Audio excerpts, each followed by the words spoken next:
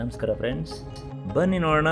ನಾನು ನಿಮಗೊಂದು pressure ಪುಟ್ಟನ್ನು introduce ಮಾಡ್ತಾ ಇದ್ದೀನಿ. ಸಿಂಗಲ್ ಲೇಯರ್ ಮೇಲೆ ಒಂದು ಜೆ ಸ್ಟಿಚ್ ಅಥವಾ ಒಂದು ಸ್ಟೇ ಸ್ಟಿಚ್ ಅಥವಾ ಒಂದು ಟಾಪ್ ಸ್ಟಿಚ್ಚನ್ನು ಹಾಕುವಾಗ ಪಕ್ರಿಂಗ್ ಅವಾಯ್ಡ್ ಮಾಡೋದು ಹೇಗೆಲ್ಲ ಅವಾಯ್ಡ್ ಮಾಡ್ಬೋದು. ಜಸ್ಟ್ ಲೈಕ್ ನಾವು ಆ್ಯಂಟಿ ಪಕ್ರಿಂಗ್ ಪ್ರೆಷರ್ ಪುಟ್ ಅಂತ ಹೇಳ್ಬೋದು. ನಾವು ಆ್ಯಂಟಿ ಪಕ್ರಿಂಗ್ ನೀಡಲ್ ಪ್ಲೇಟ್ನ ಯೂಸ್ ಮಾಡ್ತಿರ್ತೀವಿ, ಬಟ್ ಆ್ಯಂಟಿ ಪಕ್ರಿಂಗ್ ಪ್ರೆಷರ್ ಪುಟ್ಟನ್ನು ನೀವು ನೋಡಿ ಹೇಗಿದೆ ಅಂತ. ವಿತ್ ಸ್ಪ್ರಿಂಗ್ ಅಡಿಷ್ನಲಾಗಿ ನಾವು ಒಂದು ಸ್ಪ್ರಿಂಗ್ ಕೊಟ್ಟು ಒಂದು ಪುಟ್ ಅಂತ ಕೊಟ್ಟಿದ್ದೀನಿ.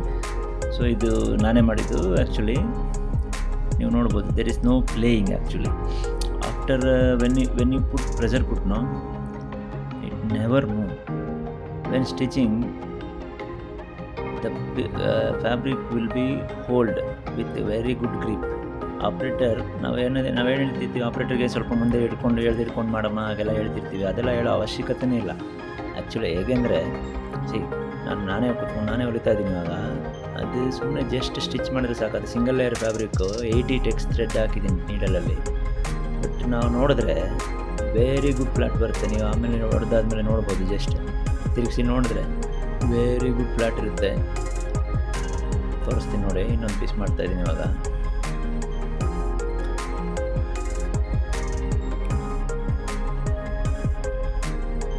ನೋಡಿ ಅದು ಗ್ರಿಪ್ ಹೇಗಿದೆ ಅಂತ.